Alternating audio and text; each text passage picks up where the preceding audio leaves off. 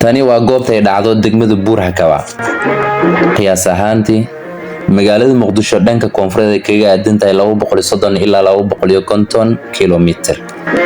aan taariikhda dib u milicsano sooyaalka degmada Buur-Hakaba.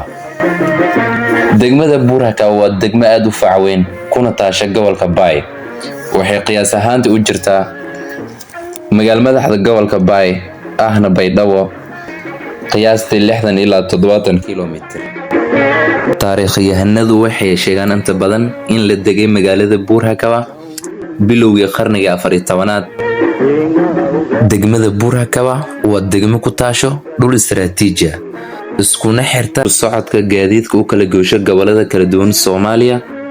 magaalada Buur-Hakaba waa magaalo leh suuqyo waaweyn, goobo waxbarasho, goobo caafimaad, xarumo isgaarsiineed, goobo waxbarasho, ganacsiga noocyadiisa kala duwan sida xoolaha, khudaarta iyo wixii la midka ah. maalinka ugu sareeyo suuqa waa maalinka Isniinta, dadka ay ku ganacsadaan xoolaha noocyadooda kala duwan.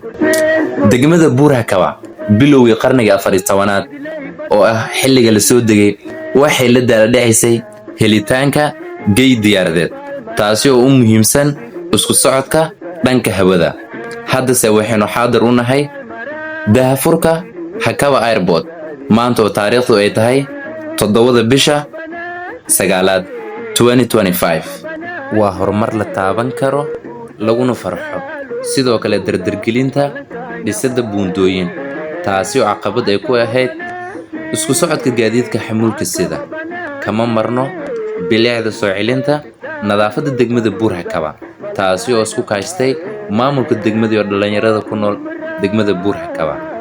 sidoo kale kama marno cayaaraha isdhexgalka kubadda bulshada.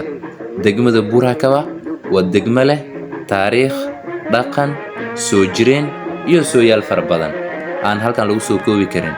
kaasi wuxuu ahaa filim dukumeenti yar aan ugu talagalnay degmada fac weyn ee Buur-Hakaba.